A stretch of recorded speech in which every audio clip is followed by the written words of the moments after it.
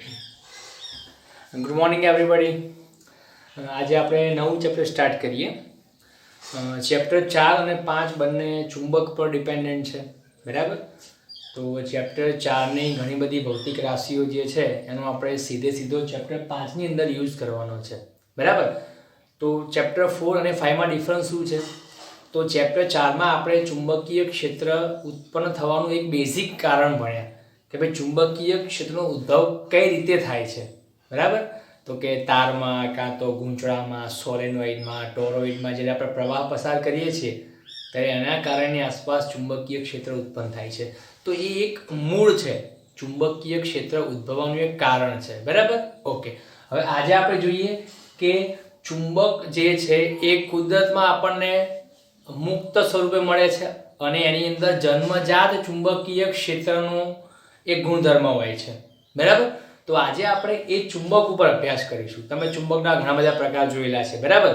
Okay, તો આજના આપણા ચેપ્ટરનું નામ છે ચેપ્ટર નંબર 5, ચુંબકત્વ અને દ્રવ્ય. એટલે કે કુદરતમાં આપણને જે દ્રવ્ય મળે છે જેને આપણે ચુંબક નામ આપ્યું, તો એનું ચુંબકત્વ કોના કારણે છે, પછી ચુંબકને આપણે બનાવી પણ શકીએ છીએ. તમે લેબની અંદર જે પણ ચુંબકો જુઓ છો, નળાકાર ચુંબક, સોયાકાર, ગજ્જિયું ચુંબક, પછી હોર્સશુ, ઘોડાની નાળનો ચુંબક, આ બધા ચુંબકો એ આપણે બનાવેલા છે લેબની અંદર, બરાબર. પણ બેઝિક એનું જે સ્ટ્રક્ચર છે, મતલબ જે ગુણધર્મ છે આપણો એનો એ જ રહેશે. જે કુદરતી ચુંબકમાં છે એ જ વસ્તુ આની અંદર રહેશે, રાઈટ. ઓકે, ચલો ચેપ્ટર સ્ટાર્ટ કરીએ. તો શરૂઆતમાં ચુંબક શબ્દ દરેકને ખબર છે, બરાબર. ચુંબકની અંદર જે ગુણધર્મ છે એના નામ સોંપીશું આપણે, એને ચુંબકત્વ કહીશું. તો ચુંબકનું ચુંબકત્વ કોના કારણે છે, કેમ છે, બરાબર. તો એના માટે આપણે એક સ્ટોરી જોઈએ. તો દરેક લગભગ જાણો જ છો કે ઈસવીસન પૂર્વે 800 એટલે કે ઈસુના જન્મ પહેલાં 800ની જે સાલ છે એની અંદર મેગ્નેશિયા નામનો ટાપુ હતો, બરાબર. મેગ્નેશિયા, આ તમને જે સ્ટોરી છે એ બુકની અંદર મળી છે, બરાબર.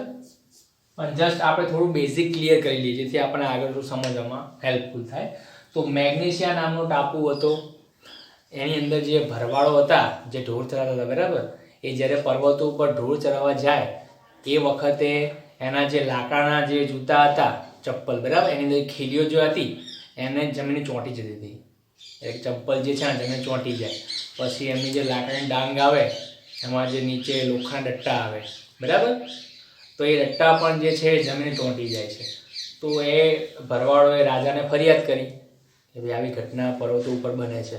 અને પછી રાજાએ વખતના જે એન્જિનિયરો કહેવાતા હતા, બરાબર, એમને મોકલ્યા, શોધખોળ કરી અને ખબર પડી કે એ જે જમીન છે એની અંદર એવું દ્રવ્ય છે, કુદરતી રીતે મળે છે, જેને લોખંડને આકર્ષવાનો ગુણધર્મ ધરાવે છે. લોખંડની આસપાસ તરત આકર્ષાય છે એનાથી, બરાબર. અને એ પછી એ જે દ્રવ્ય હતું જે આપણું મને નામ શું આપ્યું આપણે? મેગ્નેટ નામ આપ્યું. શું કહ્યું એને આપણે? મેગ્નેટ. તો ચુંબકને આપણે ઇંગ્લિશમાં શું કહીએ છીએ? મેગ્નેટ. તો મેગ્નેટ શબ્દ ક્યાંથી આવે છે? તો મેગ્નેશિયા નામના ટાપુ ઉપરથી આવેલો છે, કેમ કે સૌપ્રથમ ત્યાં એની શોધ થઈ હતી, બરાબર. ઓકે, હવે જેવો ચુંબક શોધાયું, બરાબર, આપણને નવાઈ લાગી કે એનો એક વિશેષતા એવી હતી કે એ ચુંબકને જ્યારે આપણે લટકાઈએ છીએ ને ત્યારે એક ચોક્કસ દિશામાં સ્થિર થાય છે.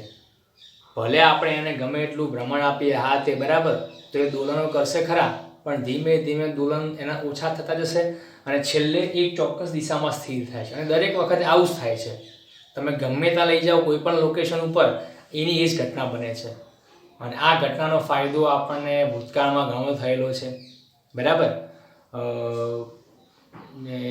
ચાઇનીઝ લોકો જે છે એ દરિયામાં જ્યારે મુસાફરી કરતા હતા ત્યારે દરિયામાં દિશા શોધવી થોડી મુશ્કેલ છે, કેમ કે કોઈ લેન્ડમાર્ક તો આજુબાજુમાં હોય નહીં કે જે નિશાન તરીકે રાખી શકે કે આપણે સાચી દિશામાં જઈએ છીએ. તો દરિયાની વચ્ચોવચ્ચ જો તમે પહોંચ્યા છો તો તમે ડાયરેક્શન સરખી જ લાગશે. તો એ વખતે ઓકે, દિવસે તમે સૂર્ય ઉપર તમે ડિસાઇડ કરી શકો, પણ સૂર્ય જે દિવસે ના હોય, વાદળા છવાઈ ગયા વખતે રાત હોય, એ વખતે આપણે કેમ ડિસાઇડ કરી શકીએ? તો એ ચાઇનીઝ લોકો દરિયામાં મુસાફરી વખતે દિશા જોવા માટે ચુંબકનો ઉપયોગ કરતા હતા.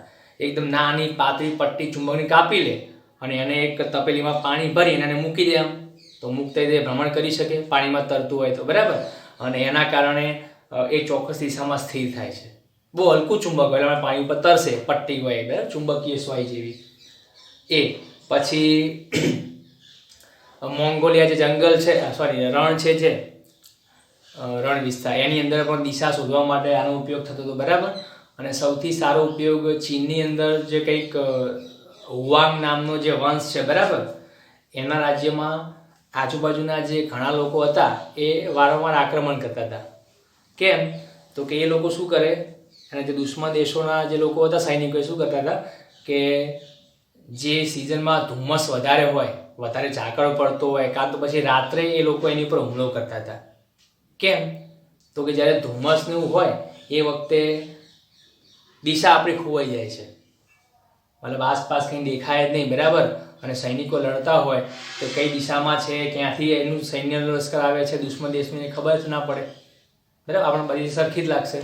તો એ વખતે તેના એન્જિનિયરોએ શું કર્યું, એક મૂર્તિ બનાવી, રાજાના રથની આગળ એક મૂર્તિ લગાવી. અને એ મૂર્તિ તમે નહીં માનો કોની બનેલી હતી? ચુંબકની, મેગ્નેટિક. અને એ મૂર્તિ જે છે એનો એક હાથ આમ પોઈન્ટ કરતો હતો, આમ આ રીતે એક જ દિશામાં આવી એક મૂર્તિ બનાવી હતી બરાબર. અને આપણને ખબર છે કે ભાઈ ચુંબક જ્યારે મુક્ત ફરતું હોય ત્યારે એક જ દિશા, મતલબ આપણે ચોક્કસ દિશા બતાવશે, ઉત્તર અને દક્ષિણ, દરેકને ખબર જ છે. તો એ મૂર્તિનો જે હાથ જે છે હંમેશા કઈ દિશામાં રહેતો? ઉત્તર દિશામાં રહેતો હતો. તો એનો રથ જે છે ભલે ગમે તે બાજુ ફરે, દુશ્મન દેશને લડવા માટે ગમે તે બાજુ ફરતો હોય, અંધારામાં કે ધુમ્મસની અંદર, પણ એ મૂર્તિ શું કરતી હતી? હંમેશા એ ફરી ફરીને કઈ દિશામાં રહેતી હતી? હંમેશા ઉત્તર દિશામાં. તો એટલીસ્ટ સૈન્યને ખ્યાલ આવતો હતો કે સાચી દિશા આપણે કઈ છે અને આપણે કઈ દિશામાં લડવાનું છે બરાબર. તો એ ચુંબકની મૂર્તિના કારણે લોકો યુદ્ધ જીતી જતા હતા બરાબર. તો એ વખતે પણ ચુંબકે બહુ વધારે હિસ્ટ્રીમાં પણ આપણને બહુ વધારે હેલ્પ કરેલી છે. ઓકે, તો આ થયો આપણો ચુંબકનો ઇતિહાસ બરાબર. હવે જોઈએ કે ભાઈ આ જે ચુંબક છે એની વિશેષતા શું છે, મતલબ ચુંબકના ગુણધર્મો કયા છે. આગળ આપણે જોઈશું કે ચુંબકીય ક્ષેત્ર રેખાઓના ગુણધર્મો, પણ એની વાત નથી કરતા આપણે. હાલ શું વાત કરીએ છીએ કે ચુંબકના ગુણધર્મો કયા છે. ચુંબક શોધાયા પછી આપણની સાથે કઈ સંકળાયેલી કઈ કે બાબતો ધ્યાનમાં આવી બરાબર. તો પહેલી એક એ હતી કે પૃથ્વી પોતે એક ચુંબક છે.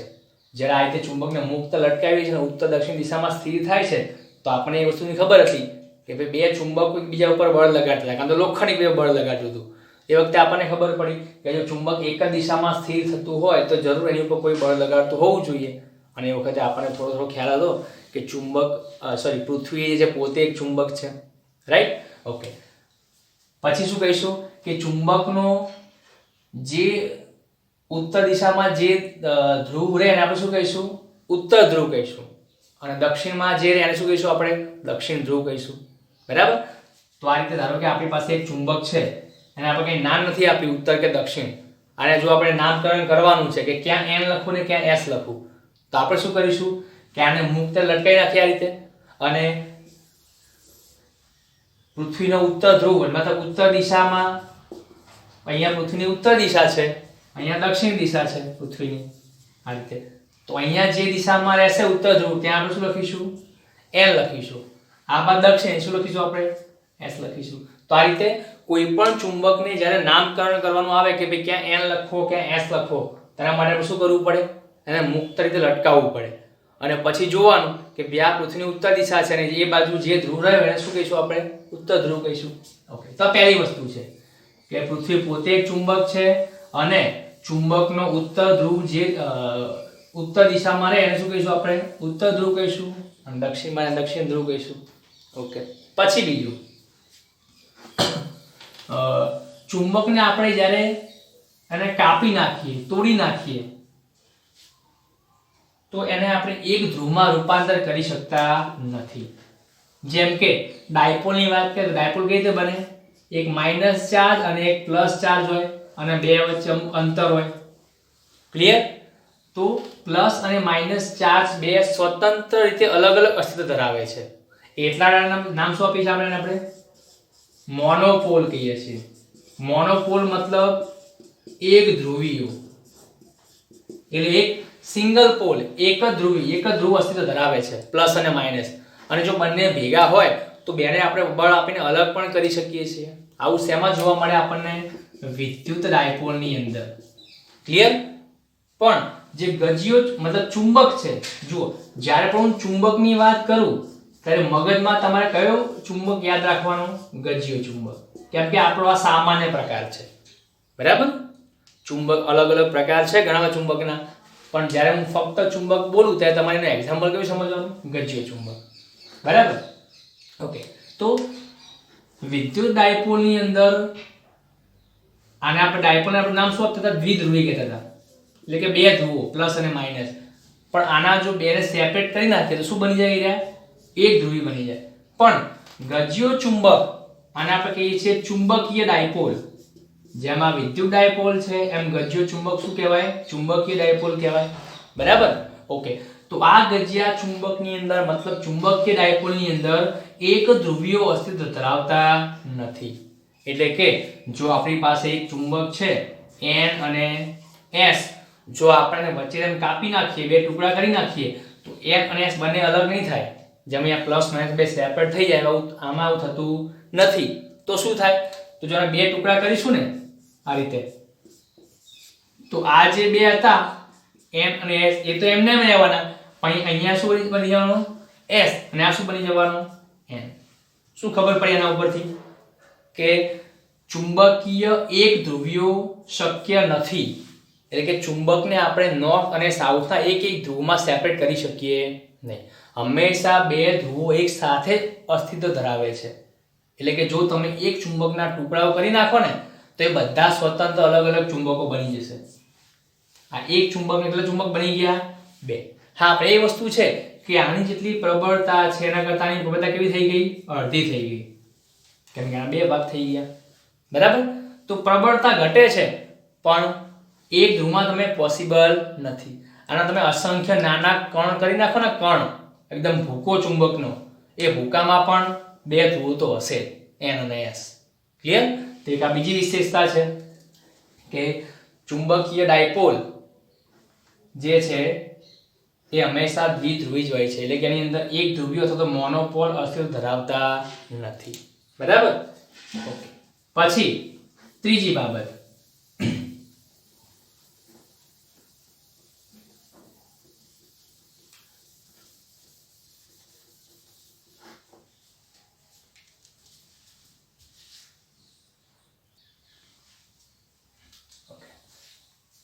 નેક્સ્ટ ગજિયો ચુંબક અને સોલેનોઇડ એ એકબીજાને સમતુલ્ય છે.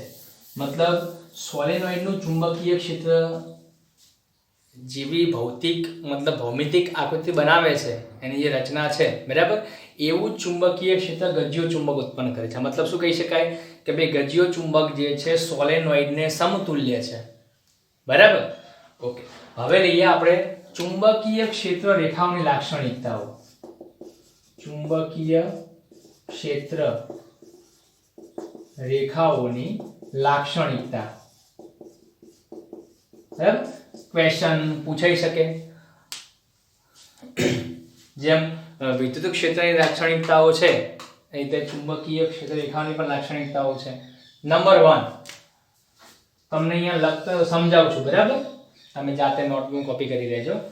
પહેલી વસ્તુ એ કે ચુંબકીય ક્ષેત્ર રેખાઓ બંધ ગાળો રચે છે. આ સૌથી ઇમ્પોર્ટન્ટ. બરાબર? કે તમને બેઝિક આ ખ્યાલ હોવો જોઈએ કે એક આપણે ગજિયો ચુંબક લઈ લઈએ N અને S, કોઈ પણ પ્રકારનું ચુંબક હોય. બરાબર? એવું નથી આ કોઈ ચુંબકની લાક્ષણિકતા નથી. કોની છે આ? ચુંબકીય ક્ષેત્ર રેખાઓની લાક્ષણિકતા છે. તો આને ચુંબકના પ્રકાર સાથે કોઈ લેવા દેવા નથી. બધા ચુંબકમાં સેમ રહેશે. બરાબર? N અને S. ક્લિયર? ઓકે. તો આપણે શું કહીએ કે ચુંબકીય ક્ષેત્રરેખાઓ જે છે એ N માંથી નીકળશે અને બંધ ગાળો બનાવીને ક્યાં જશે? S માં જશે. આ રીતે વક્ર રેખા બનીને. બરાબર? અને પછી આની અંદરના ભાગમાં શું થશે કે S માંથી જશે N માં. આ રીતે. ક્લિયર? તો આ રીતે ચુંબકીય ક્ષેત્ર રેખાઓ જે છે બંધ ગાળો બનાવે છે. નીચે આ રીતે હશે અહીંથી.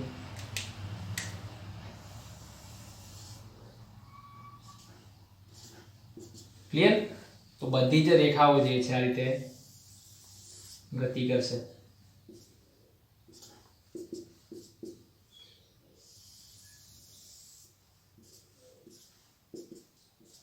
ઓકે, ચલો હવે કોઈ એવું પૂછે કે ભાઈ ચુંબકીય ક્ષેત્ર રેખાઓની ડાયરેક્શન કઈ, તો તમારા સામે ક્વેશ્ચન કયો હોવો જોઈએ કે સાહેબ ચુંબકની બહાર કે ચુંબકની અંદર?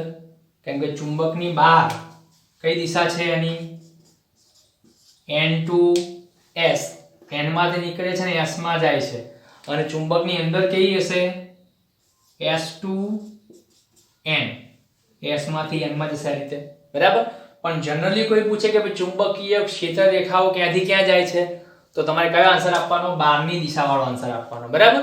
અંદરથી કોઈ મતલબ છે નહીં કે અહીંયા એક ચુંબક મૂકું છું તો બહાર શું થવાનું? એની આસપાસ n માંથી નીકળ્યો ફરીને એમ s માં જાય છે, બરાબર. તો આ કોમન આન્સર છે આપણો. પણ જો ડીપમાં આન્સર આપવો હોય તો શું કહેવાય? અંદરની સાઈડ s to n અને બહાર n to s, આ રીતે, બરાબર. ચલો, આ થઈ ગઈ બંધ ગાળો બનાવે છે. તમે આને ઉલટું લઈએ કે વિદ્યુત ક્ષેત્ર રેખાઓ કદી બંધ ગાળો બનાવતી નથી. એવી કોઈ રચના પોસિબલ નથી કે જેમાં વિદ્યુત ક્ષેત્ર રેખાઓ બંધ ગાળો બનાવે, ક્લોઝ લૂપ બનાવે. ઇવન ડાયપોલમાં પણ શું થાય છે? આ બાજુ માઈનસ મૂક, આ બાજુ પ્લસ મૂક, શું થશે? પ્લસ ટુ માઈનસ આમ લાઈન જવાની આ રીતે, પણ પછી માઈનસ થી પ્લસ તરફ કોઈ લાઈન આવવું પોસિબલ છે નહીં, બરાબર. ઓકે, જો સિંગલ ચાર્જ હોય તો આની લાઈનો ક્યાં જવાની? અનંત અંતરે, અને આની ક્યાં આવશે? અનંત અંતરથી માઈનસમાં આવશે. બે સામે મૂકો તો એકની લાઈન બીજામાં જવાની, પણ ક્લોઝ લૂપ બનશે નહીં. આને બંધ ગાળો ના કહેવાય, યાદ રાખજો. આને બંધ ગાળો કહેવાય નહીં. એરો જુઓ, આનો એરો પણ આમ જાય છે, આ એરો પણ આમ જાય છે, આ રીતે, બરાબર. ઓકે, આને બંધ ગાળો કહીશું આપણે. એક જ સર્કલમાં ફરવું જોઈએ. ઓકે, તો આ એક પહેલાનો ગુણધર્મ થયો કે ચુંબકીય ક્ષેત્ર રેખાઓ બંધ ગાળો રચે છે, બરાબર. ઓકે, પછી બીજું નંબર 2, ચુંબકીય ક્ષેત્રમાં એકમ પૃષ્ઠ ધરાવતી સપાટીમાંથી વધારે સંખ્યામાં, મતલબ ચુંબકીય ક્ષેત્રમાં એકમ ક્ષેત્રફળમાંથી પસાર થતી ચુંબકીય ક્ષેત્ર રેખાઓની જે સંખ્યા છે એ ચુંબકીય ક્ષેત્રની પ્રબળતા બતાવે છે. મતલબ કે આ જે ગજિયા ચુંબકનું ચુંબકીય ક્ષેત્ર છે એમાં એક હું પૃષ્ઠ દોરું, બંધ પૃષ્ઠ, ક્લોઝ સરફેસ, બરાબર. એક હું ગોળો અહીંયા દોરું અને બીજો ગોળો અહીંયા દોરું, તો તમે જોઈ શકો છો કે ભાઈ આ જે ચુંબકની નજીક જે મેં બંધ પૃષ્ઠ બનાવ્યું એમાંથી જે લાઇન્સ પાસ થાય છે એની સંખ્યા કેવી છે? વધારે છે. અને અહીંયા એટલી સાઈડનો જો ગોળો દોરું આ રીતે, એટલી સાઈડનો, તો અહીંયા લાઈનની સંખ્યા કેવી આવશે? ઓછી આવશે. તો આપણને ખબર છે કે જ્યાંથી ચુંબકીય ક્ષેત્રરેખા નીકળે છે ત્યાં લાઈનો કેવી છે? ગીચોગીચ હશે, કેમ કે નાના વિસ્તારમાંથી નીકળવાનું છે. પણ જેવી આમ દૂર ગઈ, બધી આમ ફેલાઈ, ચારે બાજુ ફેલાઈને ફરી પાછી એસમાં આવે છે. તો જેમ જેમ લાઈન્સ દૂર જાય એમ વચ્ચેનું અંતર કેવું થાય? વધતું જાય છે. તો આપણે શું કહીશું કે ચુંબકીય ક્ષેત્ર ક્યાં પ્રબળ છે? તો ચુંબકના ધ્રુવોની નજીક, n અને s જે ધ્રુવો છે જે નજીકમાં જે લાઈન છે વધારે સંખ્યામાં છે. તો આપણે શું કહીશું કે ભાઈ ચુંબકની અંદર ધ્રુવો પાસે ચુંબકીય ક્ષેત્ર પ્રબળ હોય છે અને ધ્રુવોથી દૂર કેવું હોય છે? નબળું હોય છે, બરાબર. તો આ બીજો ગુણધર્મ કોની માટે થયો? ચુંબકીય ક્ષેત્રની પ્રબળતા માટેનો ગુણધર્મ, બરાબર. પછી નંબર 3 ઇમ્પોર્ટન્ટ કે બે ચુંબકીય ક્ષેત્ર રેખાઓ એકબીજાને સ્પર્શતી નથી.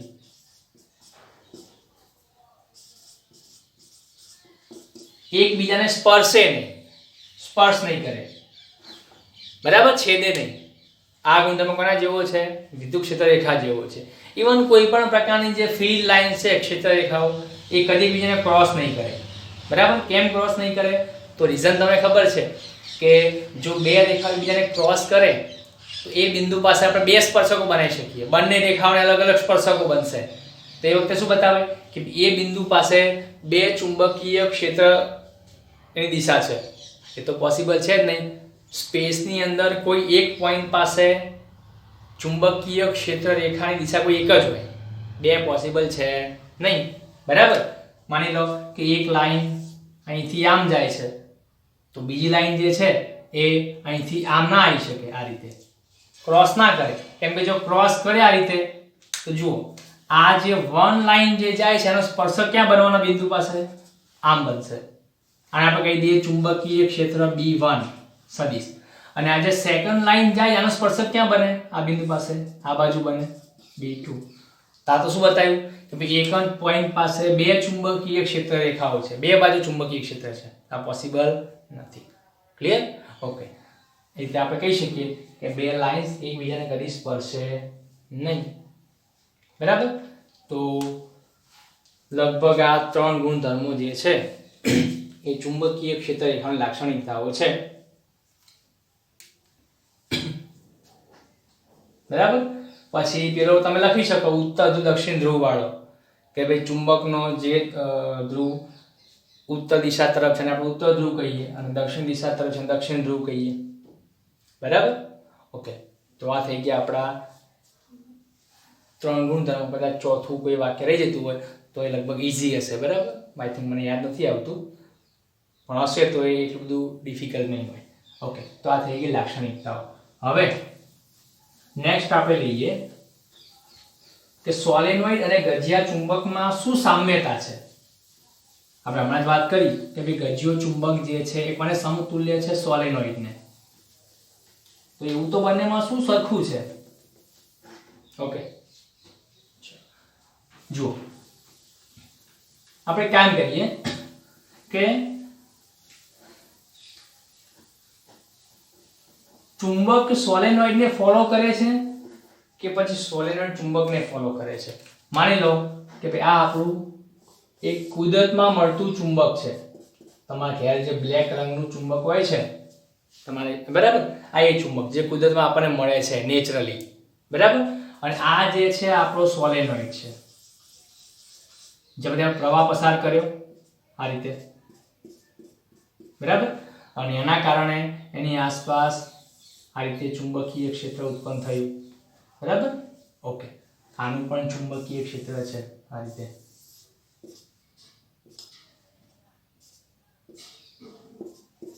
ઓકે, ચલો તો જુઓ આ પણ ચુંબક છે, આ પણ ચુંબક છે, આ નેચરલી ચુંબક છે જે જન્મથી જ બનેલું છે, અને આ આપણે બનાવ્યું તારમાં પ્રવાહ પસાર કરીને. અને આ બંને હાલ હું કેવા કહું છું? સમતુલ્ય છે. તો હવે એવું કહી શકાય કે ભાઈ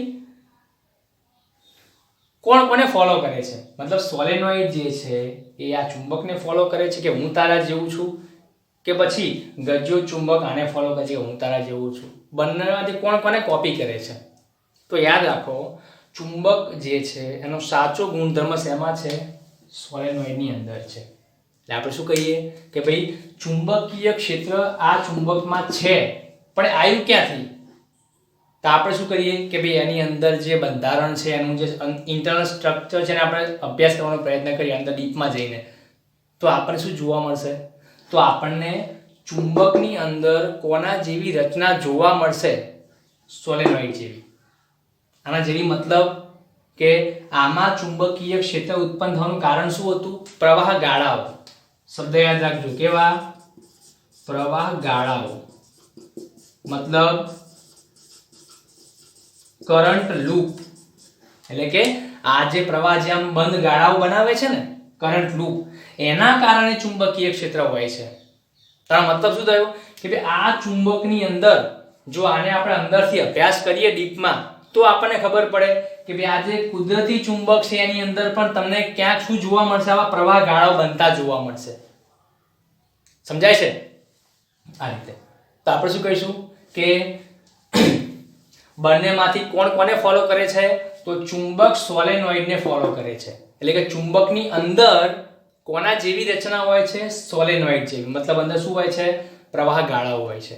તો આપણે શું કહી શકીએ કે ભાઈ આ રીતે એક રિંગ લઈ લઉં હું, રિંગ, અને એમાંથી આમ પ્રવાહ પસાર કરું આ રીતે. બરાબર? તો એનું જે ચુંબકીય ક્ષેત્ર કેવું હશે? તો કે અક્ષ ઉપર હશે. આપણે જોયું તો એક રિંગના કારણે અક્ષ ઉપર મળે છે. બરાબર?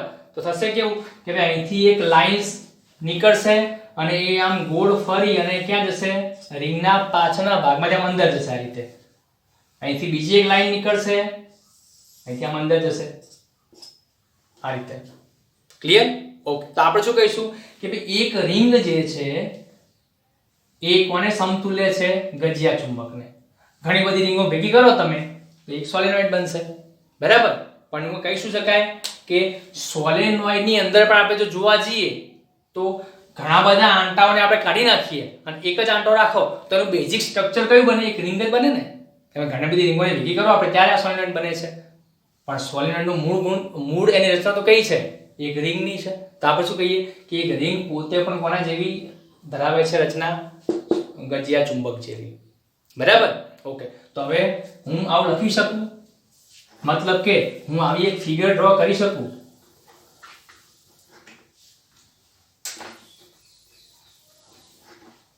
જો આ રીતે એક રિંગ, હા, જેમાંથી હું પ્રવાહ પસાર કરું છું. ક્લિયર?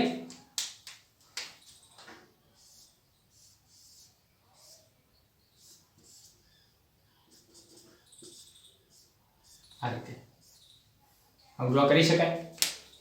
યસ, આ એક રિંગ છે જેમાંથી મેં પ્રવાહ પસાર કર્યો અને આ ગજિયો ચુંબક છે.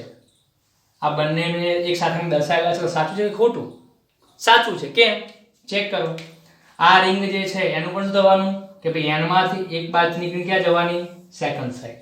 આ ગજિયો ચુંબક છે ત્યાં પણ શું થવાનું? n માંથી નીકળીને આમ s માં જવાની છે. તો બંને રચનાઓ સમતુલ્ય છે, બરાબર? તો આ રીતે આપણે શું કહી શકીએ? બુકની અંદર આ પાર્ટ સિલેબસમાં આ ટોપિક નથી, બરાબર? આનો કટ કરેલો છે 30% સિલેબસની અંદર. ટોપિક કયા રીતે છે કે ગજિયા ચુંબકને સમતુલ્ય રૂપે સોલેનોઇડ, એટલે કે બંને ઇક્વલ કઈ રીતે છે એ સમજાવવાનું છે, બરાબર? તો બસ આ રીતે આપણે જોઈ શકીએ. ઓકે. તો યાદ રાખો કે ભાઈ ગજિયા ચુંબકની અંદર આવા કરંટ બને છે, પ્રવાહ ગાળાઓ બને છે. અને પ્રવાહ ગાળાઓ જે છે એ શું ઉત્પન્ન કરાવે છે? એની પાસે ચુંબકીય ક્ષેત્ર ઉત્પન્ન કરાવે છે જે આની અંદર હોય છે, બરાબર? તો આપણે આવું કહી શકીએ કે ગજિયા ચુંબકની અંદર બેઝિકલી શું હશે? આવો સોલેનોઇડ જેવું રચના હશે એની અંદર, બરાબર? ઓકે. ચાલો હવે ઇક્વેશન ઉપર આવીએ આપણે. જો એક વસ્તુ યાદ રાખજો કે બુકની અંદર જે ટોપિક સિલેબસમાં નથી એ પણ આપણે ચલાવીએ છીએ, બરાબર? લગભગ આપણે હજુ સુધી કોઈ પણ ટોપિક કાપ્યો નથી. હા, એક્ઝામ્પલ કદાચ આપણે જે સિલેબસમાં છે એ ચલાવીશું, પણ થિયરી બધી ચલાવીશું. કેમ? કેમ કે કોઈને જો જી નીટની પ્રેક્ટિસ કરવી છે કાં તો પછી એક્સ્ટ્રા એક્ઝામ્પલ ગણવા છે જે સિલેબસમાં નથી મૂકેલા, તો એના માટે થિયરીમાં ખબર હોવી જોઈએ. જો તમારી થિયરી કમ્પ્લીટ હશે, બેઝ કમ્પ્લીટ હશે, તો તમે જાતે દાખલા સોલ્વ કરી શકશો. તો જી નીટને ધ્યાનમાં લઈને આપણે થિયરી બધી ચલાવીશું, બરાબર? ઓકે. ચલો હવે આપણે લઈએ ગજિયા ચુંબક અને સોલેનોઇડમાં શું સામ્યતા છે, એના સૂત્રો કેવા બનશે જોઈએ. તો શરૂઆત આપણે પહેલા એ કરીએ કે ભાઈ જો આપણે એક રિંગ લેતા હતા, એક રિંગ, વિદ્યુત પ્રવાહ ધારિત રિંગ, બરાબર? ઓકે. અને આ બાજુ લઈએ આપણે ગજિયો ચુંબક. ચલો આમાં તો આપણને ખબર છે કે એક બાજુ n આવશે, એક બાજુ s આવશે. હમણાં જ મેં કહ્યું કે આને આપણે કેવી રીતે ડિસાઈડ કરી શકીએ? તો તમે એને આમ ફ્રી લટકાવી દો અને ફેરવો અને પછી આમ સ્થિર થશે તો આ પૃથ્વીની ઉત્તર દિશા છે, તો આપણે શું કહીશું? આ ઉત્તર ધ્રુવ ચુંબકનો. આ બાજુ દક્ષિણ દિશા પૃથ્વીની, તો દક્ષિણ ધ્રુવ છે. તો પછી એને માર્ક કર્યું કે ભાઈ n અને આ બાજુ s. અને પછી આપણને ખબર પડી ગઈ કે ભાઈ n માંથી લાઇન્સ નીકળતી હશે અને s માં એન્ટર થતી હશે. આ આપણા માટે ઈઝી છે. પણ એક રિંગની અંદર પણ આવું જોવા મળે છે કે ભાઈ એક બાજુથી આમ લાઈન બહાર નીકળે છે અને બીજી બાજુ અંદર જાય છે આ રીતે. તો હવે આ પણ એક ચુંબક છે આપણું, આ રિંગ પણ એક ચુંબક કહેવાશે. અને કોને સમતુલ્ય છે? ગજિયા ચુંબકને. તો આની અંદર પણ બે ધ્રુવો બનશે, રિંગમાં પણ n અને s, બરાબર? તો એક રિંગની અંદર કાં તો એક સોલેનોઇડની અંદર તમે કઈ રીતે n અને s ડિસાઈડ કરી શકો? આપણે આમ લાઇન્સ બનાવતા હતા, બરાબર? પહેલા અગાઉ સોલેનોઇડમાં કે અહીંથી આમ જાય છે, અહીંથી આમ જાય છે, પછી આમ એરો બનાવતા રીતે આપણે, બરાબર? તો અહીંથી આમ એરો બનાય મતલબ અહીંથી નીકળી કહેવાય. તો આ ધ્રુવ કયો બનવો જોઈએ? n. કેમ કે આપણને ખબર છે કે જ્યાંથી લાઇન્સ નીકળે એ ધ્રુવ કયો હોય? n હોય. અને જેની અંદર એન્ટર થાય ત્યાં કયો ધ્રુવ હોય? s હોય. પણ એક રિંગની અંદર આપણને કઈ રીતે ખબર પડે કે ભાઈ લાઇન્સ ક્યાંથી ક્યાં જાય છે? તો આપણને દેખાતું નથી. ક્યાં એન લખો, ક્યાં એસ લખો. હા તો બરાબર છે, પૃથ્વી આપણે હેલ્પ કરે છે એને નક્કી કરવામાં. અહીંયા શું કરીશું? તો આ પણ એ જ વસ્તુ છે કે તમે સોલેનોઇડ કાં તો ગૂંચળું જે છે તાને લટકાઈ દો ફ્રીલી, તો એ પણ એક ચોક્કસ દિશામાં સ્થિર થવાનું છે. સીધી વસ્તુ છે. રિંગ હોય, સોલેનોઇડ હોય કે પછી ગજ્જો ચુંબક હોય, ચુંબક છે તો પછી દરેકના ગુણધર્મ એક સરખા જ હશે. તો તમે આને પણ ડિસાઈડ કરી શકો કે લટકાઈ દો ફ્રીલી, ફરી શકે એ રીતે, અને ડિસાઈડ કરી નાખો ઉત્તર બાજુ ઉત્તર, દક્ષિણ બાજુ દક્ષિણ. બરાબર? ઓકે. પણ દરેક વખતે આવું પોસિબલ છે નહીં. લેબમાં તમે સોલેનોઇડ પર કોઈ પ્રયોગ કરતા હોય કોઈ કોઇલ ઉપર, એ વખતે તમે એવું ડિસાઈડ કરી શકો, મતલબ ડિસાઈડ કરવા જવા નથી કે લટકાઈને પછી કયો ઉત્તર દક્ષિણ નક્કી કરો, એવું તો પોસિબલ છે જ નહીં. તો એના માટે આપણે એક હેલ્પ લીધી. કઈ? કે આમાંથી પ્રવાહ તો પસાર થાય જ છે, આપણને ખબર જ છે, રિંગમાંથી. તો એક રિંગ ધારો કે હું આમ અહીંયા રાખું છું, આમ એક રિંગ, અને એમાં એક ચોક્કસ દિશામાં પ્રવાહ પસાર થાય છે. બરાબર? તો મારી સાઈડથી જોઉં છું તો મને શું લાગે છે કે પ્રવાહ આમ ક્લોકવાઇઝ જાય છે, પણ તમને ચેક કરો, તમને આ શું લાગે છે? એન્ટી ક્લોકવાઇઝ લાગે છે તમારી સાઈડથી જોશો તો. મતલબ કે એક રિંગમાં પ્રવાહ જ્યારે પસાર થતો હોય ત્યારે એક સાઈડથી તમે જુઓ તો તમે સમઘડી દિશામાં લાગશે, અને સેકન્ડ સાઈડથી કેવો લાગશે? વિષમઘડી દિશામાં. તારો મતલબ એ થયો કે એક ધ્રુવ એન હોય ને બીજો ધ્રુવ કયો હશે? એસ હશે. આ તમને હું શું કહેવા જઈ રહ્યો છું કે એક રિંગની અંદર ઉત્તર દક્ષિણ ધ્રુવ તમે કઈ રીતે નક્કી કરશો? ગજ્જા ચુંબકની જેમ. બરાબર? તો એના માટે આપણે એક પેટર્ન બનાવી. સોલેનોઇડ જે છે એને આપણે ફ્રીલી લટકાઈ નાખ્યો અને એમાં પ્રવાહ પસાર કર્યો. તો એ દોલન કરતા કે ધીમો પડશે ને પછી એક ચોક્કસ દિશામાં સ્થિર થવાનો છે, અને પછી એ બાજુ ઉત્તર, તે બાજુ ઉત્તર, આ બાજુ દક્ષિણ, આ બાજુ દક્ષિણ. પછી આપણે શું કર્યું? ઉત્તર બાજુ રહીને પ્રવાહ જોયો.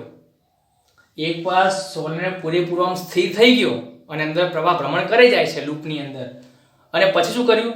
જે દિશામાં ઉત્તર દિશા છે ત્યાં આપણે લખી નાખ્યું ઉત્તર, આ બાજુ લખી દક્ષિણ, અને પછી શું કર્યું? ઉત્તર દિશા તરફ આપણે ગયા આ બાજુ, અને પછીના ગાળાઓ જોઈએ છે આમ આ લૂપને, તો કે એમાં પ્રવાહ કઈ બાજુ પસાર થાય છે? તો આપણે ડિસાઈડ કર્યું કે બે આ બાજુ સમઘડી દિશામાં પ્રવાહ પસાર થાય છે. તો કે આ બાજુ કયો ધ્રુવ છે? તો કે આ બાજુ દક્ષિણ છે. તો આપણે ફિક્સ કરી નાખ્યું કાયમ માટે કે જો સમઘડી દિશામાં પ્રવાહ પસાર થાય એ સાઈડ હંમેશા કયો ધ્રુવ હશે? દક્ષિણ ધ્રુવ. આ બાજુ કે ઉલટું હશે કે આ બાજુ તમે કેવું દેખાશે પછી? વિષમઘડીમાં. સમજાય છે? તો શું કહીશું કે કયો વધ્યો પછી? એ ઉત્તર ધ્રુવ. તો આ રીતે આપણે એકવાર સોલેનોઇડને લટકાયા પછી ઉત્તર દક્ષિણ નક્કી કરી નાખ્યું, અને પછી પ્રવાહની દિશા જોઈ કે ઉત્તર બાજુ રહે છે તો પ્રવાહ કઈ દિશામાં ત્યાં વહે છે, દક્ષિણ બાજુ છે તો કઈ દિશામાં વહે છે. બરાબર? અને એના આધારે આપણને ખબર પડી, ધારો કે આ એક રિંગ છે, એને તમે સામેથી જુઓ તમને આવી દેખાશે. બરાબર? અને એમાં જો આપણે સમઘડી દિશામાં પ્રવાહ પસાર કરીએ છીએ ને આ રીતે સમઘડી ક્લોકવાઇઝ, તો એ તરફનો ધ્રુવ છે એ કયો ધ્રુવ બને છે? દક્ષિણ ધ્રુવ, મતલબ સાઉથ પોલ. બરાબર? અને તમે ચેક કરો કે સમઘડી દિશામાં પ્રવાહ પસાર થાય ને તો એનો આકાર કેવો બને? એસ બને. જુઓ આમ એસ લખો અને બે છેડા તમે એરો આપી દો આ રીતે, તો એરો કઈ દિશામાં જાય છે? આપણા સમઘડીમાં જાય છે. તો સમઘડીનો સ અને દક્ષિણનો સાઉથનો સ, એસ. તમે સમજી શકો. બરાબર? તો એસ એસ યાદ રાખવાનું. તો સમઘડી દિશામાં જો પ્રવાહ પસાર થાય તો સાઉથ પોલ, અને સેકન્ડ વિષમઘડીમાં પસાર થાય આ રીતે તો ત્યાં કયો બનશે પછી? ઓબ્વિયસલી નોર્થ બનશે. નોર્થમાં તમે ચેક કરો, જુઓ આ એન લખાય, થોડો ફેન્સી એન લખીએ તો, રાઈટ? ઓકે. આમાં જે બે છેડા છે ને એરો આપી દો આ રીતે, તો બંને એરો કઈ દિશામાં ફરે છે? વિષમઘડીમાં. તો આ શું બનશે કે પ્રવાહ જો વિષમઘડી દિશામાં જાય તો કયો ધ્રુવ બને? નોર્થ પોલ બને. બરાબર? ઉત્તર ધ્રુવ.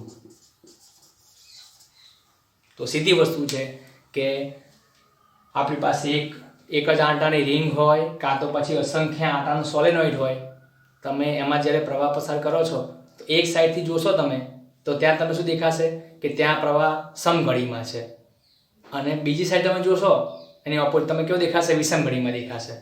તમે દિશા બે બાજુથી બદલી જાય એટલે તો થઈ ગયું એ દિશાવાળો જે હશે સમઘડીવાળો એ કયો ધ્રુવ કહેવાશે S અને બીજો N હશે તો આપણે શું ડિસાઈડ કર્યું કે આ રીતે પ્રવાહ પસાર કરે સોલેનોઇડની અંદર બરાબર અને આ બાજુથી જોયું આ છેડેથી તો ખબર પડી કે પ્રવાહ તો ભાઈ સમઘડી આ તો વિષમ ઘડીમાં જાય છે વિષમ ઘડીમાં તો ત્યાં શું હશે આપણો N ધ્રુવ અને આ બાજુથી શું દેખાયું સમઘડીમાં તો કયો હશે ત્યાં દક્ષિણ ધ્રુવ અને પછી NS નક્કી થઈ જાય પછી આપણે લાઈન ડ્રો કરી શકીએ N to S આ રીતે બરાબર હવે પછી જ્યારે સોલેનોઇડને આપણે ક્યાંક યુઝ કરવાનો થાય કોઈ સર્કિટમાં કે કોઈ ઉપકરણમાં એ વખતે આપણે પછી NS ડિસાઈડ કરવા માટે લટકાવવાની જરૂર નહીં પડે પછી શું કરીશું આપણે કોનો ઉપયોગ કરીને નક્કી કરીશું NS પ્રવાહની દિશાનો કે ભાઈ કરંટ કઈ દિશામાં જાય છે સમઘડીમાં વિષમ ઘડીમાં બરાબર બસ થઈ ગયું આ આપ્યા પછી આપણું ડાયરેક્શન કામ થઈ જશે તો આ છે આપણું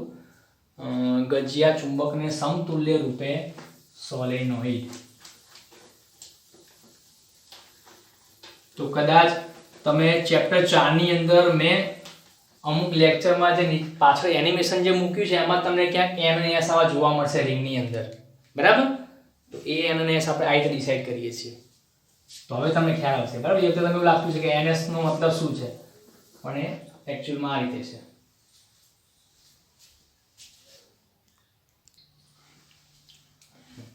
ઓકે ચલો હવે આપણે થોડા ઇક્વેશન ઉપર આવી જઈએ ચુંબકીય ડાયપોલ આપણી બે પ્રકારની છે કઈ બે પ્રકારની એક વિદ્યુત પ્રવાહ ધારિત ગૂંચળું અને ગજિયો ચુંબક અથવા ચુંબક લખી દઉં બરાબર તો વિદ્યુત પ્રવાહ ધારિત ગૂંચળું અને ચુંબક બંને આપણા શું કહેવાશે ચુંબકીય ડાયપોલ કહેવાશે મતલબ કે બંને દ્વિધ્રુવી છે આની અંદર પણ NS છે આમાં પણ NS બનશે બરાબર ઓકે ચુંબક અને વિદ્યુત પ્રવાહ ધારિત ગૂંચળું બંને શું છે ચુંબકીય ડાયપોલ છે અને ચુંબકીય ડાયપોલને શું હોય ચુંબકીય ડાયપોલ મોમેન્ટ હોય મોમેન્ટ કોને હોય જે વસ્તુ ફરી શકે અને મોમેન્ટ હોય બરાબર તો બંને ફરી શકે છે આને લટકાવો તો એ ફરશે આને લટકાવો એ ફરશે બરાબર છે ઓકે તો બંને ચુંબકીય ડાયપોલ મોમેન્ટ છે એના સૂત્રો કયા છે તો કે આપણે આ જોયું હતું કે એક રિંગની ચુંબકીય ડાયપોલ મોમેન્ટ m કેટલી હોય I into a આપણે જોયું હતું યાદ કરો સમજ જોયું હતું લાસ્ટ ટોપિક આપણો હતો બરાબર બાહ્ય ચુંબકીય ક્ષેત્રમાં વિદ્યુત પ્રવાહ ધારિત ગૂંચળું ક્લિયર ટોર્ક લાગેની વાત થિયરી હતી એમાં ઓકે તો m I into a જે I શું હતું કરંટની વેલ્યુ છે એ શું છે ગૂંચળનું ક્ષેત્રફળ હતું ચલો એની ડાયરેક્શન કઈ છે તો જે દિશા કોની હોય એની હોય અને જો ઘણા બધા આંટા હોય ગૂંચળામાં તો શું લખતા હતા આપણે m NIA આ રીતે ક્લિયર ઓકે તો આ થઈ ગયું વિદ્યુત પ્રવાહ ધારિત ગૂંચળાની ચુંબકીય ડાયપોલ મોમેન્ટ શોર્ટમાં શું કહેવાય એને ચુડામો રાઈટ ઓકે ચલો એ પછી આપણો જે ગજિયો ચુંબક છે એની પણ ચુંબકીય ડાયપોલ મોમેન્ટ હશે સમજાય છે કેમ કે બંને ચુંબકીય ડાયપોલ છે તો ગજિયા ચુંબકની ચુંબકીય ડાયપોલ મોમેન્ટ કેટલી હોય તો યાદ રાખો આનું સૂત્ર આપણે કોના ઉપરથી બનાવીશું વિદ્યુત ડાયપોલ ઉપરથી બનાવીશું સૂત્રની અંદર બેના ચાર્જ કેટલા હતા -q અને +q બે વચ્ચે ડિસ્ટન્સ કેટલું હતું 2a અને સૂત્ર શું બનતું હતું આનું વિદ્યુત dipole moment p q 2a આ રીતે ક્લિયર તો આના બદલે આમને બનાવો તો અહીંયા વિદ્યુત ભારનું સૂત્ર મતલબ q આવે છે આમાં શું આવશે તો જેમ વિદ્યુત ડાયપોલને વિદ્યુત ભાર હોય એમ ચુંબકીય ડાયપોલને શું હોય ચુંબકને શું હોય ધ્રુવમાન હોય શું હોય ધ્રુવમાન મતલબ ધ્રુવોનું મૂલ્ય ધ્રુવો ઉત્તર ધ્રુવ દક્ષિણ ધ્રુવ અને ધ્રુવમાન હોય અને ધ્રુવમાનને આપણે દર્શાવીશું p વડે પોલ ઇંગ્લિશમાં પોલ કહીએ છે ને ઓકે તો આ જે નોર્થ પોલ છે એના ધ્રુવમાનને આપણે શું કહીશું p અને નીચે સફિક્સ લગાવીશું n pn મતલબ નોર્થ પોલ અને આને શું કહીશું આપણે ps મતલબ સાઉથ પોલ તો જેમ +q અને -q જે છે એ વેલ્યુમાં સરખા છે પણ એનો ગુણધર્મ પરસ્પર વિરુદ્ધ છે પ્લસ અને માઈનસ નો એમ નોર્થ પોલ અને સાઉથ પોલની વેલ્યુ કેવી છે? સરખી છે, પણ બેનો ગુણધર્મ કેવો છે? વિરુદ્ધ છે. સમજાય છે? ઓકે. અને જનરલ સિમ્બોલ આપણે શું મૂકીશું? એને p મૂકીશું. તો p ને તમે ps કહો, pn કહો, બધું સરખું જ છે. ચલો, તો આનામાંથી બનાવવાનું સૂત્ર. ધારો કે ચુંબકના બે ધ્રુવો વચ્ચેનું જે અંતર છે એ અંતર છે 2l. લંબાઈ ચુંબકની હોય ને એને 2l કહી દઈએ આપણે. તો શું બને સૂત્ર આનું? ગજિયા ચુંબકની ચૂડામો શું બનશે? m એક બેમાંથી એકનું ધ્રુવમાન લેવાનું ને, જેમ અહીંયા ચાર્જ એક જ લી છે, એમ બેમાંથી એકનું લઈ લો તો જસ્ટ આપણે ફક્ત એને p લખી દઈએ, ગમે તે એકનું મૂલ્ય. ક્લિયર? અને બે વચ્ચે ડિસ્ટન્સ કેટલું? 2l. અહીંયા પણ m વેક્ટર છે, જેમ અહીંયા હતો, અહીંયા પણ વેક્ટર કોણ આવશે? આવશે. ધ્રુવમાનને કોઈ ડાયરેક્શન છે નહીં, એ જસ્ટ વેલ્યુ બતાવે છે, એનું ફક્ત માન છે. ક્લિયર? ઓકે. તો આ થઈ ગયું ગજિયા ચુંબકની ચુંબકીય ડાયપોલ મોમેન્ટનું સૂત્ર. તો યાદ રાખવાનું બરાબર કે રિંગની અલગ છે, ગજિયા ચુંબકની અલગ છે, કારણ કે એનું બંધારણ અલગ છે બંનેનું. રિંગમાં ચુંબકીય ડાયપોલ મોમેન્ટ કોના કારણે છે? કરંટના કારણે છે. કરંટ પાસ થાય છે. જ્યારે આની કોના કારણે છે? કુદરતી એનું શું છે? ધ્રુવમાન છે. અને p લખીશું. બરાબર? તો બસ આ રીતે છે બંને. પછી હવે લઈએ કે આ ગજિયા ચુંબકનું ધ્રુવમાન કેટલું હશે? અમારે શોધવું છે. શું ફાઇન્ડ કરી શકું? તો આન્સર ઇઝ યસ. આપણે હમણાં જ કહ્યું કે આ બંને કેવા છે? સમતુલ્ય છે. બરાબર? તો નંબર 1 અને નંબર 2 બંને સરખા જ છે. ગજિયો ચુંબક કોને સમતુલ્ય છે? એક રિંગને. અને ઘણા બધા આંટા હોય તો એને શું કહીશું? n આંટાવાળી રિંગ માટે લઈશું. તો સિમ્પલ વસ્તુ છે કે આટલો લાંબો ગજિયો ચુંબક છે અને એનું જો આંતરિક બંધારણ તમે જોવા જાઓ તો અંદર ઘણી બધી રિંગો સમાયેલી છે આ રીતે. તો આપણે શું કહીશું કે ગજિયો ચુંબક n આંટાવાળી રિંગોને સમતુલ્ય કહેવાય. તો જુઓ, નંબર 1 અને નંબર 2 બેને સરખાઈ શકાય. હવે આપણે શું કહીએ કે ભાઈ આ જે m છે એ હું કોના બરાબર લખી શકું? ni એ બરાબર લખાય 1 અને 2 ઉપરથી. ni a હાલ ફક્ત અદિશના ફોર્મમાં લખું છું. બરાબર? ni a is equal to શું લખાશે? p ઇન્ટુ 2l લખાય આવું. ઓકે. ચલો p ને કરતા બનાવો તો ધ્રુવમાન, જો સિમ્બોલમાં ભૂલ ના થાય. બરાબર? ધ્રુવમાન p કોના બરાબર થાય? ni a upon 2l. અને આ ચેક કરો, જુઓ n શું છે? ટોટલ આંટાઓની સંખ્યા રિંગમાં હોય. અને જે એવી રિંગોના લૂપ તમે ગજિયા ચુંબકમાં તમે એને ઇમેજિન કરો તો એ શું કહેવાશે? એની ટોટલ આંટાઓની સંખ્યા. અને 2l શું છે? એની લંબાઈ છે. તો ટોટલ આંટાઓની સંખ્યા ભાગ્યા ટોટલ લંબાઈ શું બતાવે? એકમ લંબાઈ દીઠ આંટાની સંખ્યા કહેવાય સ્મોલ n. તાવ લખી શકાય ને? તો p બરાબર ni a. તો મતલબ ગજિયા ચુંબકનું ધ્રુવમાન તમારે જો મેળવવું છે તો કોના બરાબર થાય? Small n i a. બરાબર? કોનો ઉપયોગ કરીને મેળવ્યું આપણે? આ ગજિયા ચુંબકને શું ધારી દીધું આપણે? સોલિનોઇડ ને સમતુલ્ય ધાર્યું આપણે, અને એના આધારે આપણે સૂત્ર મેળવ્યું. બરાબર? ઓકે. તો આ થઈ ગયું ધ્રુવમાન મેળવવાની મેથડ. હવે જુઓ, આ હું તમને વારંવાર એવું કહું છું. ચલો આને હું કાઢી નાખું. બરાબર? આની કોઈ જરૂર નથી હાલ. હું તમને જે હાલ કહું છું વારંવાર કે ભાઈ ગજિયા ચુંબકમાં આ રીતે લૂપો બને છે. તમને એવું લાગશે સાહેબ કઈ રીતે લૂપો બને? એ અંદર કરંટ પાસ થાય તો પછી આપણે એમ ટચ કરીએ ચુંબકનો કરંટ કેમ લાગતો નથી આપણને? બરાબર? તો એ થોડું ડીપમાં છે, પણ છતાં તમને સમજાવવાનો પ્રયત્ન કરું. શું થશે કે સોલિનોઇડ આપણને ખબર હોય જ છે કે બધા જે આંટાઓ છે એ દરેક આંટામાં એક સરખો પ્રવાહ પસાર થવાનો આ રીતે એક જ દિશામાં. બરાબર? અને આની અંદર ચુંબકીય ક્ષેત્ર ઉત્પન્ન થાય રીતે. ચલો, એક ચુંબકમાં શું થાય છે? આવા ગજિયા ચુંબકમાં અંદર શું હોય છે?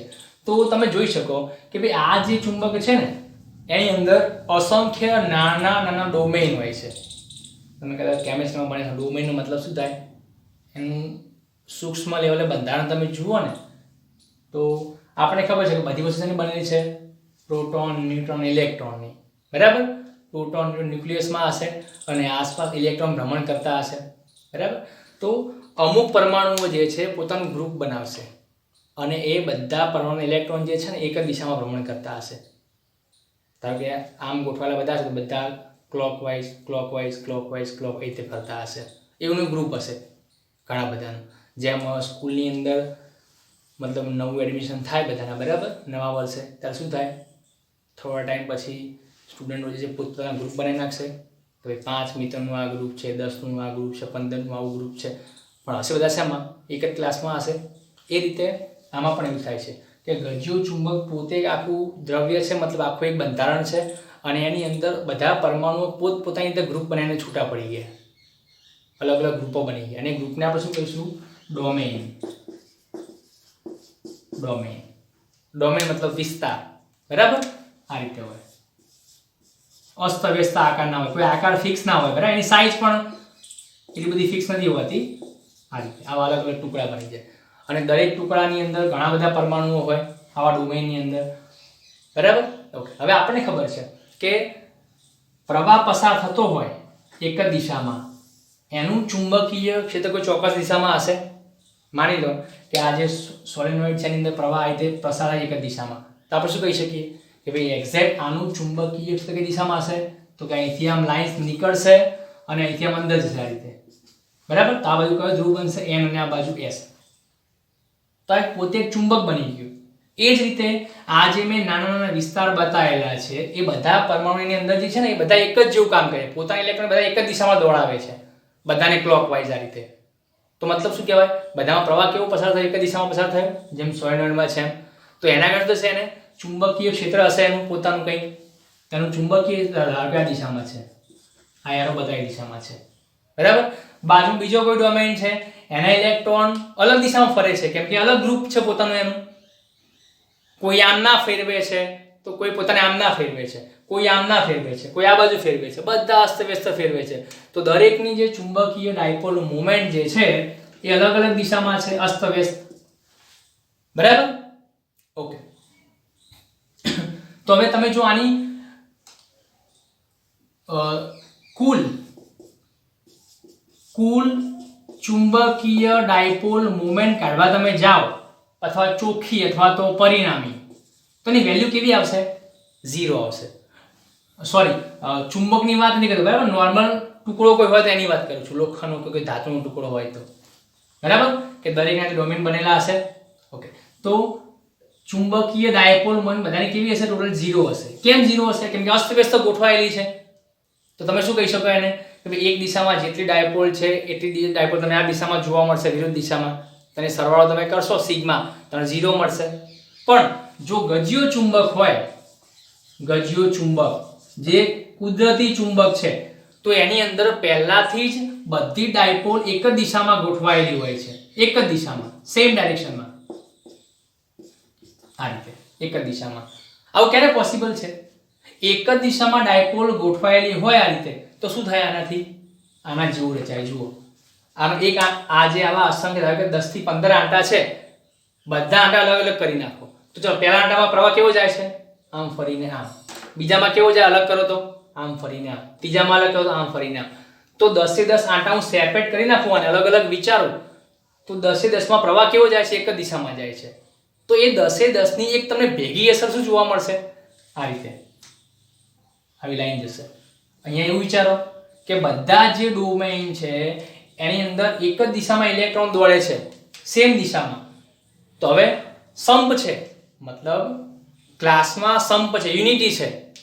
તો એ આખો ક્લાસ કેવો હશે, એમાં ભાગ હશે ખરા પછી ના, આખો ક્લાસ ભેગો હશે. એમાં આવું થઈ ગયું, આમાં પણ આવું થઈ ગયું કે બધા ડોમેઇન એક જ દિશામાં ચુંબકીય ડાયપોલ મોમેન્ટ ધરાવે છે. તો પછી બધામાં સંપ છે, તો બધા કેવા થઈ ગયા, ભેગા થઈ ગયા. આ બધાને ભેગા કરો તો તમે કોણ જેવું બંધારણ દેખાય અંદર, સોલેનોઇડ જેવું. મતલબ જેમ આમાં પ્રવાહ ગાળાઓ બને છે, આમાં પણ પ્રવાહ ગાળાઓ બનશે. કેમ કે આપણને ખબર છે કે આ દિશામાં ચુંબકીય ડાયપોલ મોમેન્ટ હોય, જો આ એરો જે બતાવું છે આ દિશામાં આ રીતે, તો એ ક્યારે પોસિબલ છે કે રિંગ ક્યારે કેમની બનતી હશે, આ રીતે રિંગ બનતી હશે. જુઓ, સમજાય છે, રિંગ આમ બને, પ્રવાહ આમ જાય ત્યારે આ બાજુનું ચુંબકીય ક્ષેત્ર મને મળે મારી સાઈડનું રિંગમાં. એમ આ જે મેં એરો બતાવેલા છે શું બતાવે છે? ચુંબકીય ક્ષેત્રની ડાયરેક્શન બતાવે છે, ચુંબકીય ડાયપોલ મોમેન્ટની. તો આ બાજુનો એરો જો હું દોરું છું તો એના માટે પ્રવાહ ગાળો કઈ બાજુ બનતો હશે? એને લંબ રૂપે આ રીતે, આજે બતાવીએ રિંગ જેવો. સમજાય છે? તો આ રીતે શું કહી શકીએ આપણે કે ગજિયા ચુંબકની અંદર આવા ડોમેન છે અસંખ્ય, બધા એક જ દિશામાં ધરાવે છે ચુંબકીય ડાયપોલ મોમેન્ટ. તો એના કારણે ચુંબકીય ક્ષેત્ર છે. તો હવે તમે સમજી ગયા કે ગજિયા ચુંબકમાં હું આવો દોરું સોલેનોઇડ તો કંઈ ખોટું છે નહીં, બંને કેવા છે? બીજાને સમતુલ્ય છે. સમજાય છે? તો આ થોડું ડીપમાં છે, બરાબર. આની તમે ખાસ કોઈ જરૂર છે નહીં, પણ સમજવા માટે આપણે વારંવાર એક શબ્દ કહેતા હોઈએ તો એ તમને ખબર હોવી જરૂરી છે, બરાબર.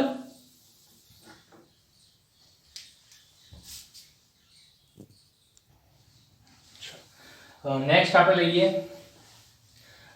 અક્ષ અને વિષુવવૃત્ત રેખા ઉપર ચુંબકીય ક્ષેત્રનું મૂલ્ય, બરાબર. ઓકે, ચેપ્ટર 4 માં આપણે લગભગ છેલ્લે સાબિત કર્યું હતું કે વિદ્યુત પ્રવાહ ધારિત ગૂંચવણના કારણે અક્ષ અને વિષુવવૃત્ત રેખા ઉપર ચુંબકીય ક્ષેત્રનું ઇક્વેશન કયું છે? લગભગ છેલ્લી થિયરી છે એ ગેલેનોમીટર ચાલ્યું એના પછીની થિયરી, લાસ્ટ. ઓકે, એમાં પછી જોયું હતું કે રિંગના કારણે આપણે મેળવ્યું હતું. હવે આપણને ખબર છે કે રિંગ એટલે કે સોલેનોઇડ કાં તો એક રિંગ બને કાં તો એન આંટાવાળું ગૂંચળું માનો, બરાબર, બધું સરખું જ છે. ઓકે, તો એ રિંગના કારણે જે ચુંબકીય ક્ષેત્ર મળે છે અને સમતુલ્ય કોણ છે? આપણો ગજિયો ચુંબક. તો રિંગનું જે સૂત્ર આપણે સાબિત કર્યું હતું એ સીધું આપણે કોને લાગુ પાડી શકીએ? ગજિયા ચુંબક, બરાબર. ઓકે, તો અહીંયા આપણે સરખામણી કરીએ. જુઓ, આને સાબિત નથી કરવાનું, આ જસ્ટ આપણે સીધું સ્વીકારી લેવાનું છે. સાબિત આને આપણે જૂના ચેપ્ટરમાં કર્યું, બરાબર. જો કે એ ચેપ્ટરમાં પણ સાબિતની કોઈ જરૂર હતી નહીં ખાસ, આપણે ઇક્વેશન યાદ રહેવા જોઈએ. ઓકે, તો જુઓ, આ બાજુ છે આપણી વિદ્યુત ડાયપોલ અને આ બાજુ છે આપણી ચુંબકીય ડાયપોલ, બરાબર. તો જુઓ, આ બાજુ -q, આ બાજુ +q, બે વચ્ચે ડિસ્ટન્સ 2a, તો આ બની ગયો આપણે વિદ્યુત ડાયપોલ. હવે જુઓ, ડાયરેક્શનની વાત કરીએ તો ઇલેક્ટ્રિક ફિલ્ડની ડાયરેક્શન કઈ હોય? +2 - જો આ સદિશ E જે દર્શાવે મેં એનો એરો ક્યાં આપેલો છે? મેં બ્લેક કલરનો +2 - p ચુંબકીય ડાયપોલ મોમેન્ટ છે એની દિશા કઈ હોય? સોરી, વિદ્યુત ડાયપોલ મોમેન્ટ એની દિશા કઈ હોય? -2+. તો જો E અને p બંને કેવા છે કે એના ઓપોઝિટ છે, બરાબર. ઓકે, પછી આપણે સૂત્ર સાબિત કરી દીધું પહેલા ચેપ્ટરમાં કે અક્ષ ઉપર સૂત્ર કયું હોય? તો E બરાબર 1/4πε0 2p/r3, 2p/r3, જ્યાં r શું છે? જે તે પોઈન્ટ પાસે આપણે વિદ્યુત શોધ્યું છે એનું અંતર છે ડાયપોલના સેન્ટરથી, બરાબર. ઓકે, આ આપણે શું વિચારેલું છે? 2a is very very less than r માટે, ખૂબ જ દૂરના અંતર માટે આપણે સીધું સૂત્ર લખ્યું છે. નહીં તો પેલું આવતું હતું r² + a² / 2 સૂત્ર આવતું હતું, બરાબર. પણ આપણે હાલ શું કહીએ છીએ કે ડાયપોલથી ખૂબ જ દૂરના અંતર માટે આપણે વાત કરીએ છીએ, વધારે અંતર માટે. ઓકે, પછી વિષુવવૃત્ત રેખા પર શું હતું? E = -1/4πε0 સદિશ p/r3. જુઓ, દેખાય અક્ષ અને વિષુવવૃત્ત ડિફરન્સ શું છે? એક તો આગળ માઈનસ છે, માઈનસ શું બતાવે છે કે E અને P પરસ્પર તમને કઈ દિશામાં મળશે? ઓપોઝિટમાં મળશે. અહીંયા તમને સેમ ડાયરેક્શનમાં મળશે. જોવા જાવ તો પોઈન્ટ તમે કઈ બાજુ લો છો એના આધારની વાત કરું છું, બરાબર. ઓકે, પછી બીજો ડિફરન્સ કયો છે કે અક્ષ ઉપર ચુંબકીય ક્ષેત્ર જે છે, સોરી વિદ્યુત ક્ષેત્ર, એ વિષુવવૃત્ત રેખા કરતાં કેવો ડબલ હોય, 2 ટાઈમ્સ હોય. જુઓ, ઉપર અહીંયા 2p છે, અહીંયા ફક્ત p છે. તો વધારે ક્યાં તમને મળે વિદ્યુત ક્ષેત્ર? અક્ષ ઉપર. ચલો, આવી જ રચના આપણે લઈએ ચુંબકીય ડાયપોલ માટે. આ આપણો ગજિયો ચુંબક છે, N અને S, બરાબર. ઓકે, ચુંબકીય ક્ષેત્ર b ની દિશા કઈ હોય? N to S. n માંથી આમ લાઇન્સ બહાર નીકળીને s માં જશે આ રીતે. તો N to S ડાયરેક્શન કોની કહેવાય? આપણી b ની ડાયરેક્શન કહેવાય. પણ ચુંબકીય ડાયપોલ મોમેન્ટ m ની ડાયરેક્શન કઈ હોય? એના કરતા ઊંધું, જેમ અહીંયા છે રીતે S to N. જો આ એરો ચેક કરો, S to N, અને આ એરો કે જાય છે N to S. તો હંમેશા યાદ રાખો, વિદ્યુત ડાયપોલ મોમેન્ટ અને વિદ્યુત ક્ષેત્ર બે ઓપોઝિટમાં હોય. એ રીતે ચુંબકીય ડાયપોલ મોમેન્ટ અને ચુંબકીય ક્ષેત્ર પરસ્પર ઓપોઝિટમાં હોય. ચલો, હવે આપણને ખબર છે કે વિદ્યુત ક્ષેત્રમાં જે રાશિ છે એના સમતુલ્ય ચુંબકીય ક્ષેત્રમાં કઈ રાશિ હોય?